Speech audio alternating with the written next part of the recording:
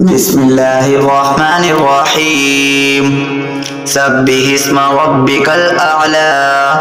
الذي خلق فسوى والذي قدر فهدى والذي أخرج المرعى فجعله غثاء أحوى سنقرئك فلا تنسى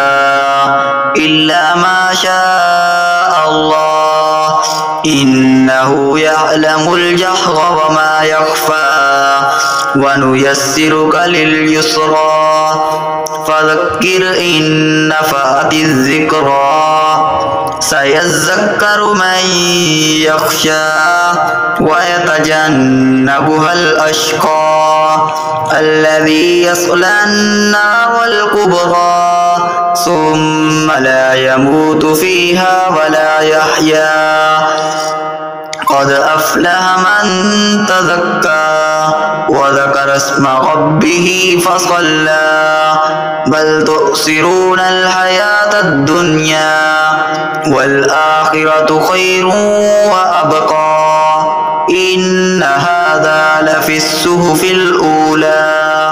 صحف إبراهيم وموسى.